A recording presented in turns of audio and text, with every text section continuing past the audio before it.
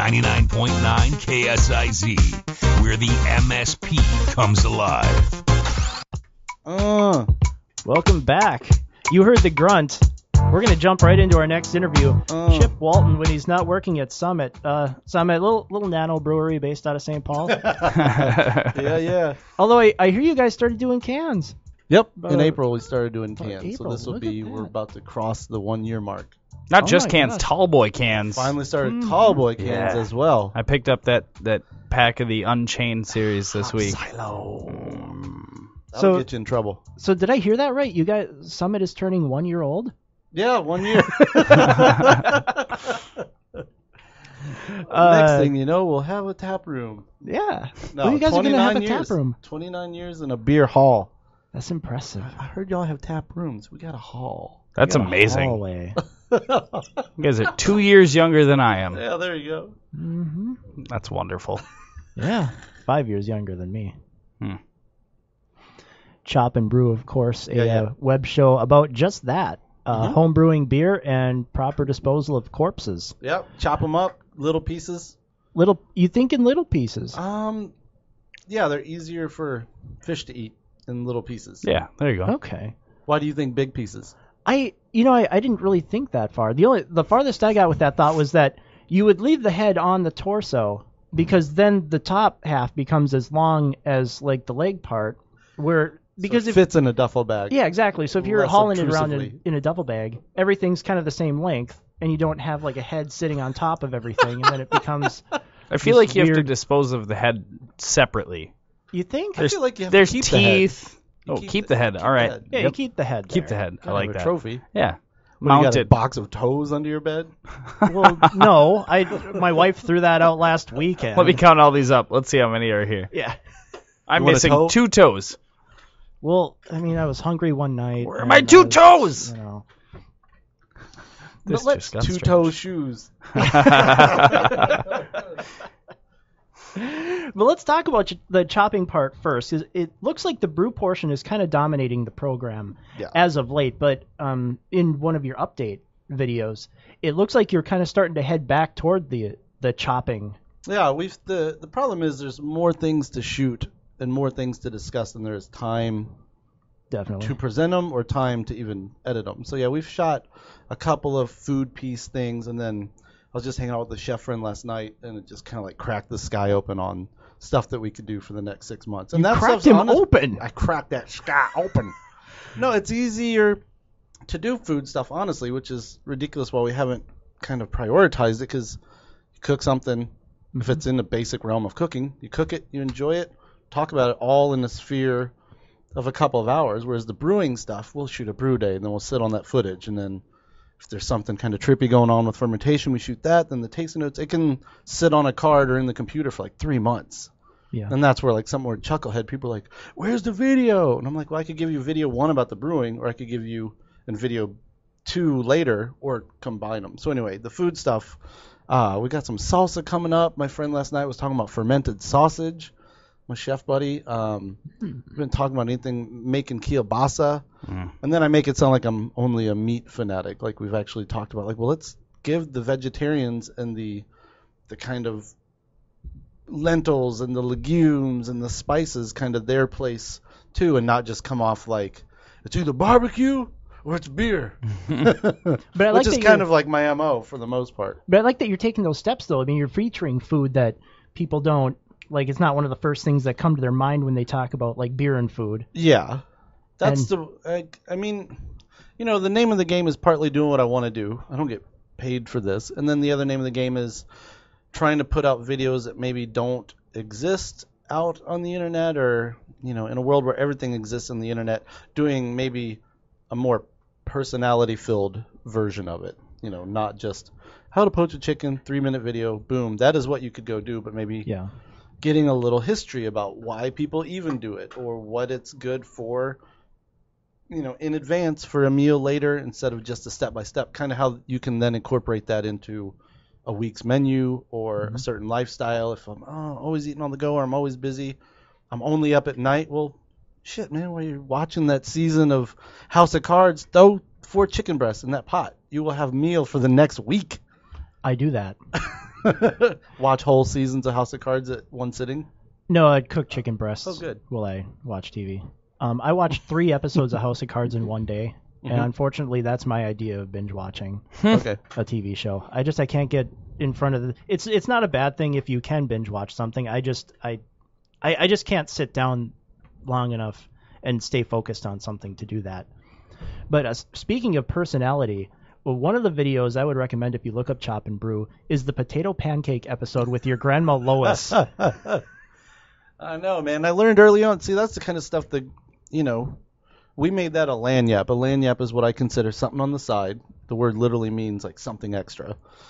And that should have been a full episode. And because it's a lagniappe, a lot of people didn't get exposed to it because they didn't treat it like a full episode. And that's one of the things that taught me. It's like, are you putting time into it? Did you shoot video? That is an episode. 7 minutes or 17 minutes or 27 minutes. That's an episode. So anyway, yeah, my grandma's a trip. And then that video, man, that got such a good response. Her dryness and her like kind of not giving a crap that there was a camera rolling. And just, but the potato pancakes, man, I would love to. You asked if we'd see her again. It would be cool to go over there this summer. She came over from Germany as a youngster. So she wasn't born here. She was born there.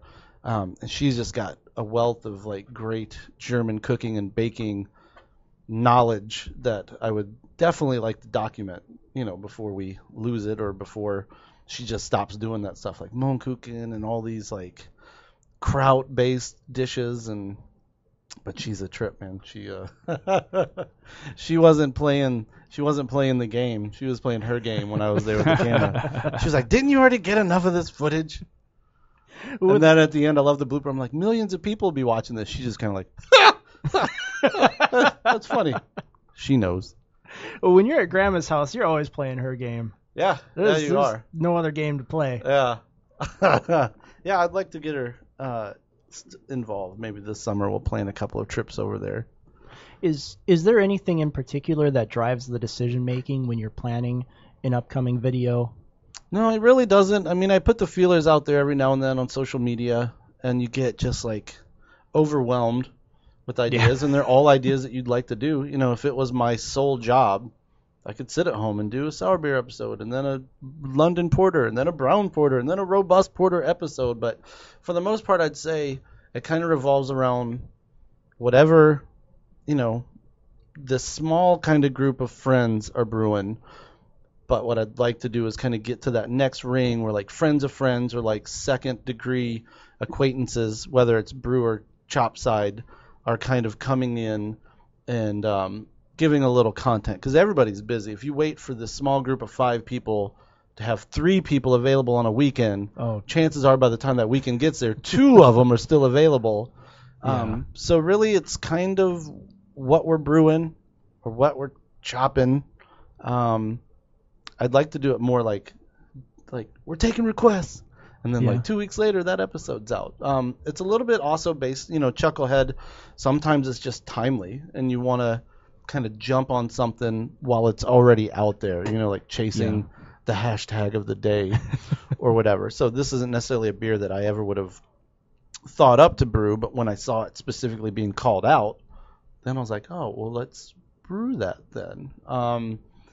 And then some of it's just opportunity, if there's like a presentation or a speaker coming into town, maybe before a group of homebrewers at either a conference or one of the shops or a competition, I ask if I can mic them up. And sometimes that's the stuff that people love. I used to do a web show called Brewing TV for Northern Brewer, where it was a function of Northern Brewer, but it kind of sat out there on its own, and people just really flocked to it and loved it. And it was a little bit more entertainment, education. With Chop and Brew, I've kind of gone straight in some episodes, just micing someone up during a presentation and then literally putting their slideshow up. Because I found over the years that even if it's not action shots and music bed behind it, people will watch that 30-minute episode. They want to know about new hops or blending yeasts or the technical information that you're supposed to get from books. We're clearly at kind of a place in time where people don't necessarily want to get it from a book. Yeah. And it's a really fulfilling experience to read in a comment block or get an email where someone's like, I read this book 4 times, book to, front to back, but hearing that guy and seeing some like visual explanation just really. Some people just learn better that way. Yeah, I mean, I know I'm like that. More and more people are learning better that way. So yeah, it's a combination of interests, trends, and availability, I'd imagine. This sounds so like, availability. Well, let's talk about Chucklehead a little bit. So Chucklehead, this is peach ale. It's pretty good. It's pretty good. I think it turned out well. Yeah, the homebrewers out there will get it when I say it's an extract beer, but it's got a lot of all grains in it. So it's should I just launch into it? Should I wait for you? Go for it. So where did Launch it come from? So Chucklehead, and shame on me for not like gathering my resources. It's basically a beer to kind of like counter the Bud ad from the Super Bowl where they were like brewed the hard way. Wait, Budweiser had an ad in the Super Bowl? Yeah, what was? I don't know. I saw it on the internet. Something about horses. Horses. Yeah, Horses in like Beechwood. The puppy and the horses. So I mean, they kind of took a firing shot to a degree, and I don't hate them for doing it at all. I mean, they know their audience. That when I first saw it, I was like, hell yeah, that's awesome. I don't care that it's making fun of me. I like that it kind of went there. But it basically called out Bud for being brewed the hard way, for people who aren't fussy, that don't stick their mustaches, looking at you, that don't stick their mustaches in this is a lot more delicious in than a Budweiser. goblet. Yeah. And they specifically called out. They're like, so let them drink their pumpkin peach ale. And I was like, yeah, I don't usually like that kind of beer. And then watching that momentum the next couple of days and how the hashtag, the hard way or the easy way, kind of started bouncing out of control. You started seeing pro brewers doing like mock commercials like, actually, we haul our grain, 50-pound sacks of grain up 3 flights of stairs. I think that might be the hard way. That is a hard way. Yeah. Doesn't somebody have a pulley in there? You would think so. Yeah. Like Sisyphus up the stairs. Yeah. So yeah, I just brewed this, and I wanted to make it kind of the easy way, which would be extract. Kind of partial mash is what they call it when you do a little bit of grains and a little bit of extract, which is some circles look at it as like cheater. But honestly, if you're not a person that has tons of time or space, it's still making beer. So I kind of made it the easiest way possible. It's got pumpkin in the mash. It's got peach in primary fermentation. And a little ginger for the extra mustache curl crowd. Obviously. it works. And it does. This works, and you can taste the pumpkin and the peach, which if you just listen to somebody say pumpkin peach, it sounds kind of unpleasant, but this works. Yeah. A lot of times when people say pumpkin, what they're talking about is the spices, the allspice, cinnamon, mace. This has none of that. This is straight up pumpkin? This is organic pumpkin in the mash, so it should be a little gourdy and earthy, maybe a little bit of body, but it definitely shouldn't taste like that slice of pie that you get way too many bad versions of around October to December. Is there a pumpkin peach pie? Oh, I meant beers. Oh. Bad versions of there pumpkin should be pie a pumpkin beers. peach pie. I mean, might as well just do it. I'm sure you could. Yeah. Puree it, or maybe even pieces. I don't know, it might be weird. Yeah, so this was brewed the easy, hard way. The moderately phoning it in fermentation But you way. even used beechwood, didn't you? I did. I aged it on beechwood. So they sell these chips. They're meant for smoking, like grill smoking your meat and stuff. But I threw 2 ounces in to a carboy just to make sure that Adolphus would approve. Or Augustus. Who knows? I don't know. So expanding on the brewing a little bit, with the business experience you've got with Summit and the reputation you've built with homebrewers on this show, is there a temptation to maybe branch off and start your own brewery? No. How come? Because I work at a brewery every day. I see how intense it is on both the business ownership side and the true brewing side. And with Brewing TV, the web show I used to do, we did episodes at everywhere from local Twin Cities breweries to like Stone and Dogfish, and just everywhere you went, it's kind of the same story. It's like, seems all hunky-dory, but man, when you get behind the scenes, there's a grind. It is definitely a like sweating out 3 pair of boxers kind of job. And then on the business side, everything from managing all that production, dealing with the many issues that come up in packaging and manufacturing a food thing, permits. My wife works for the brewery, works for Summit, does all of our government compliance. Oh my gosh, the binders Oh, that's and the gotta be- binders and the binder. And we're only in 18 states. I can't imagine breweries that are in 50 states. Oh my gosh. What they're, I mean, How hopefully do you they even have memorize all that? You'd need a limitless pill. a limitless pill. I need one of those for like my stomach. Daily life. Yeah.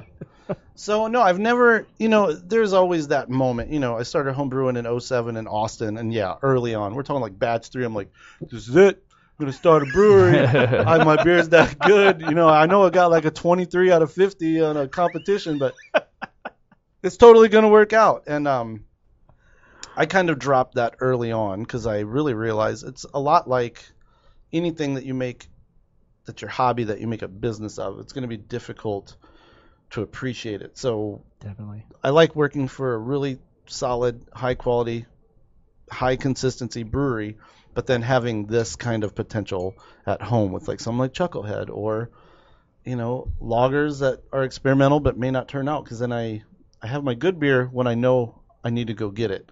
Or a cream cheese stout. I know, what's up? We're going to talk about that. But no, I've never thought about it. I've kind of helped other people figure out if they actually want to or not as well, through a little real life experience. But yeah, I've helped a couple breweries actually start along the way, and as far as like branding, marketing before Summit.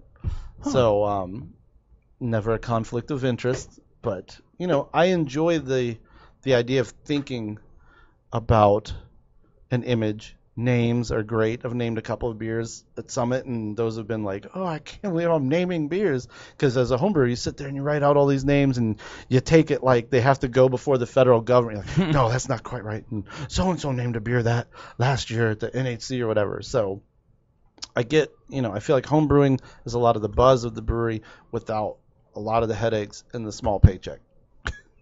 Can you tell me a couple of the beers you named at Summit? Frostline Rye. Nice. Really? Nice. And then our upcoming Hop Veil. I guess I didn't really name that, but part of a committee that's, naming a beer is very difficult on a professional level. And we see this everyday brand and trademark drama. Mm-hmm. And, you go Google a beer, it's already been named. So that's why you're getting more and more eccentric names and just like kind of out of nowhere names.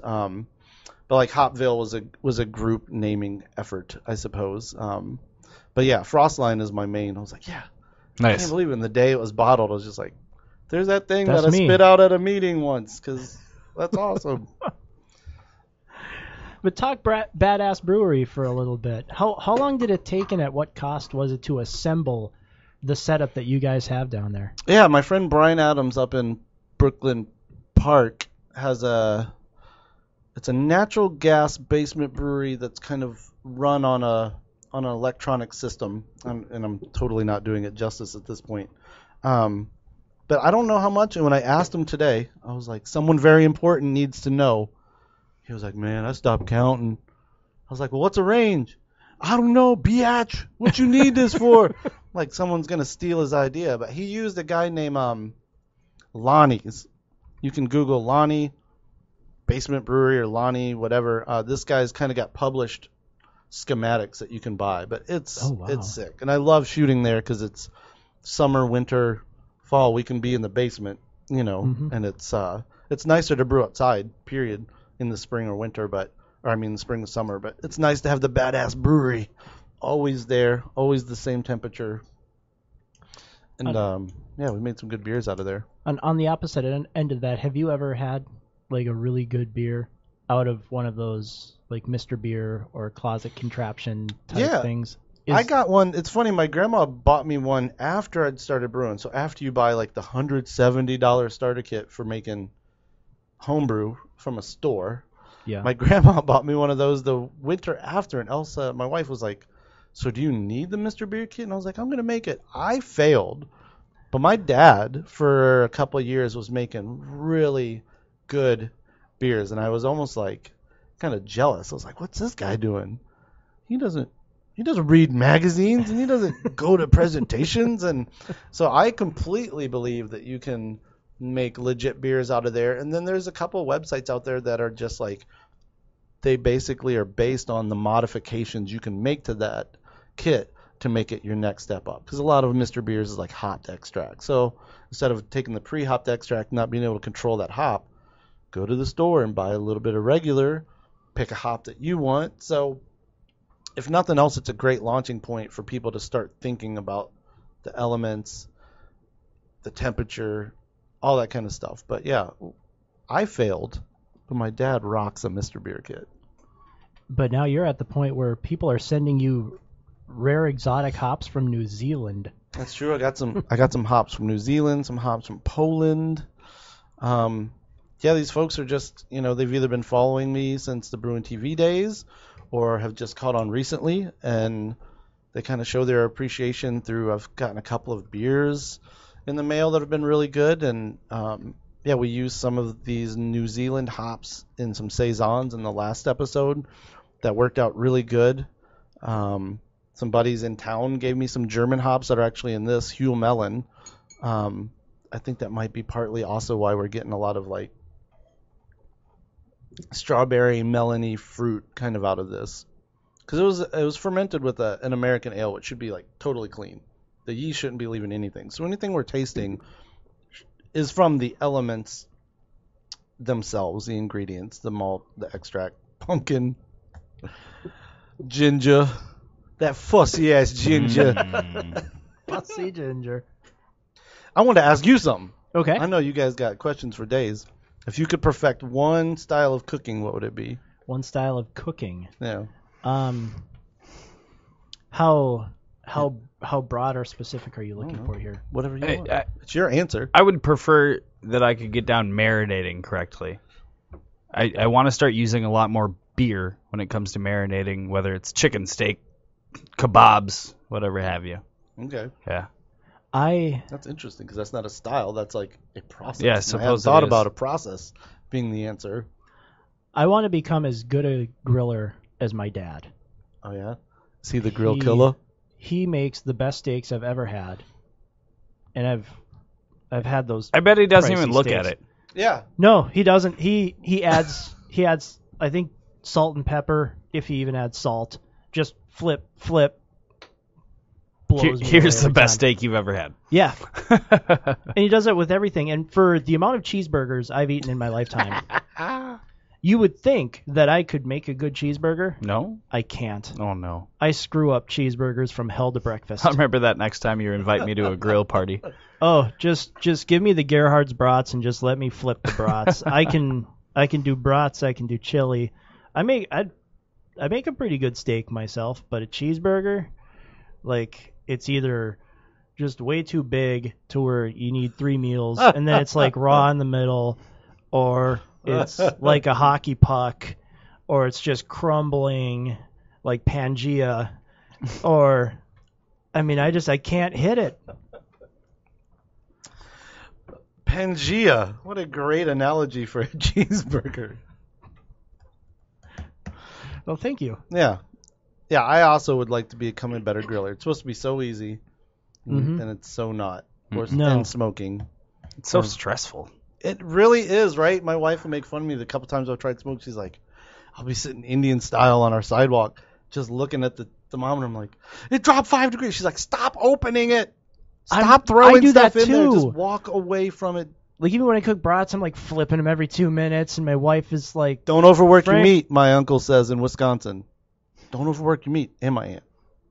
Yeah. Dude, you want to flip it? Just messing it up. I sit there and play with them, just like... You play with your meat. I do. I play with my meat crazy. Too often. Too often, crazy, sir. Especially with wieners. God, I play with my wiener. Just, when my wieners come out, I can't stop playing with them. Oh, jeez. Oh, jeez. We're going all Brewing Network on this now. All yeah. Well, Chip, I want to thank you so much for stopping down. Before you bounce your head down to the X, what's the social media info, website, all that stuff? How can they get a hold of you? chopandbrew.com for episodes, as well as youtube.com/chopandbrew, Twitter @chopandbrew, facebook.com/chopandbrew. Basically anywhere /chopandbrew. I think you'll find us. Definitely. Well, we're going to hop into one more song, a little more Irish music for you. We've got some. What is it here? Yeah, we've got some St. Patty's Day music. In the meantime, you can hit me on Facebook, Twitter, MN Skinny. That's MN as in Minnesota. Skinny as in Kid Rock. These guys are skinny. They're not bullshitting. No. Not false advertisement on this production. No. You should see how much I eat. Me too. It's stupid. But I'm training for the Gary Bjorklund, though, so I'm kind of toning it back. What is that? It's a half marathon up in Duluth. All right. Oh. But you can hit me on my website, minnesotaskinny.com. Yeah. We're going to jump into one more song here while Chip heads out of here. This is the Minnesota Skinny here on Sizzling 99.9, where the MSP comes alive. Whoop, whoop.